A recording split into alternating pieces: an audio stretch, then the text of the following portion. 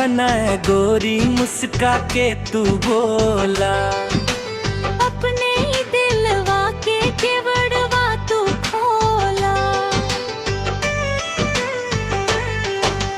कंदी तकन है गोरी मुस्का के तू बोला, अपने ही दिलवा के केवड़वा तू खोला।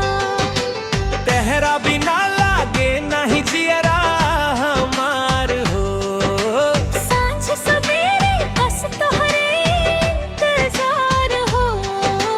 चुनरी सरक गइल गाल भई लाल हो, देख के तोर लचके कमर बिगड़ल चाल हो।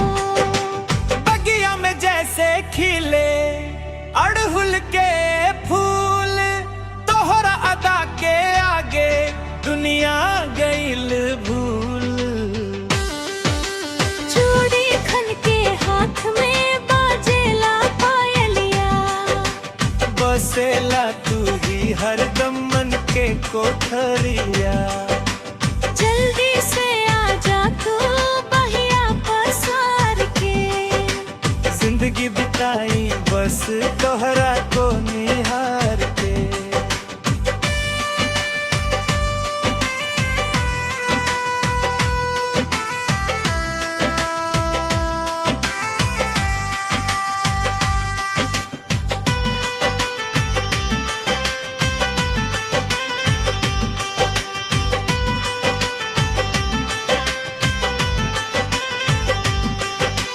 जंजरिया पे भारल बाजे लायला पारी।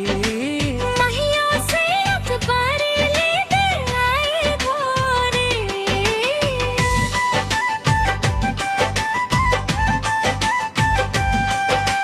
चूड़ी खन के हाथ में बाजे ला पायलिया, बसेला तू ही हरदम मन के कोठरिया।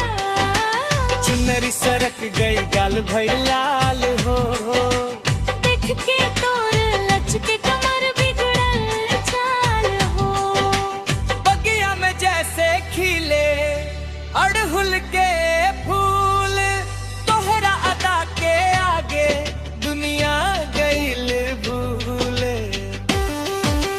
चूड़ी खन के हाथ में बाजेला पायलिया, बसेला तू ही हरदम मन के कोठरिया। जल्दी से आजा तू बहिया पसार के, जिंदगी बिताई बस तोहरा को